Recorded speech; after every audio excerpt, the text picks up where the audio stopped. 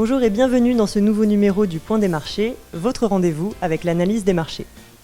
Tous les mois, le ministère américain à l'agriculture, l'USDA, met en ligne son estimation de bilan mondial et américain. Le dernier rapport est paru hier soir. Bonjour Isor. Bonjour. Quelles ont été les modifications apportées par l'USDA concernant la campagne de blé européenne ?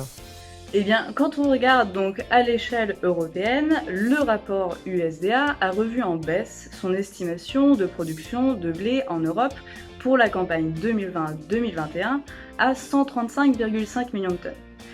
Globalement, c'est une baisse qui est significative, mais qui était déjà finalement intégrée par le marché, au vu notamment de la récolte décevante, que ce soit en France, mais encore au Royaume-Uni, ou même aussi en Allemagne.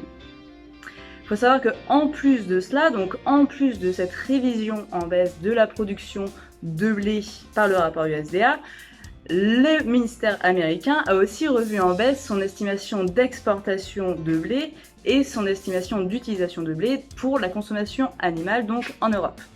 Et d'ailleurs, quand on regarde sur ce plan consommation animale, le chiffre a tellement été révisé à la baisse qu'il serait même sur le plus bas niveau historique.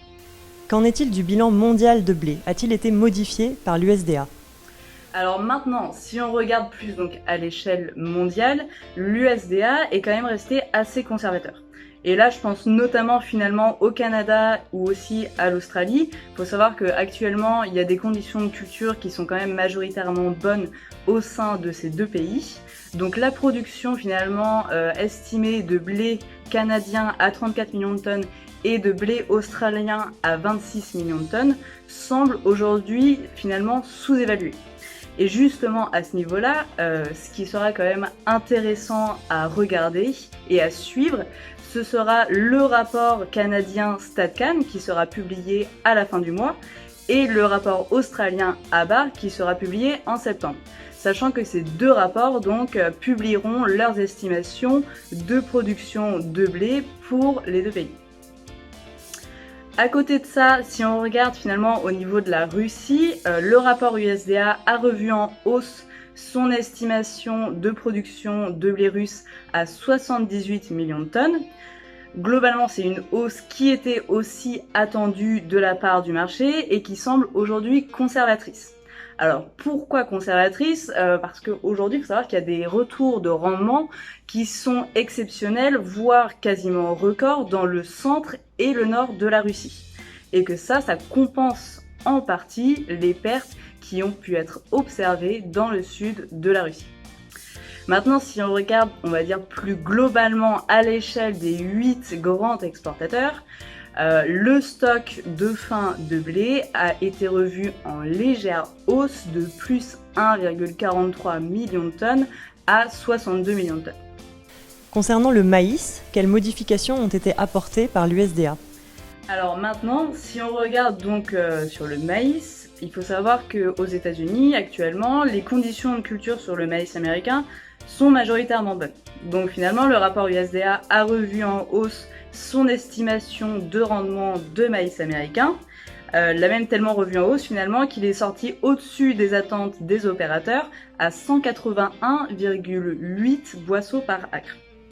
Globalement, un tel rendement aujourd'hui, ça pourrait donc générer, selon l'USDA, une production de maïs américaine à 388 millions de tonnes, ce qui serait finalement une production de maïs américaine record. Après, globalement, on va dire que cet élément était déjà intégré par les opérateurs et par le marché, et finalement, ça n'a pas eu de réel impact sur les cours du maïs à Chicago. Ce qui sera vraiment à suivre finalement sur le maïs, ce sera la demande chinoise. En effet, le rapport USDA n'a pas modifié son estimation d'importation de maïs par la Chine, alors que pourtant la Chine a récemment importé ces dernières semaines des volumes impressionnants de maïs américain. Finalement, quel est l'avis d'Agritel sur ce dernier rapport de l'USDA ? Alors finalement, l'avis d'Agritel sur ce rapport USDA est qu'il ressort plutôt neutre. Alors il y a eu certes certaines modifications de fait, mais qui restent quand même assez conservatrices, tant sur le blé que sur le maïs. Merci Isor, merci à toutes et à tous de nous avoir suivis. Rendez-vous dans 15 jours pour un prochain point des marchés. Retrouvez les analyses d'Agritel sur le service expert Grande Culture de Planchamp.com.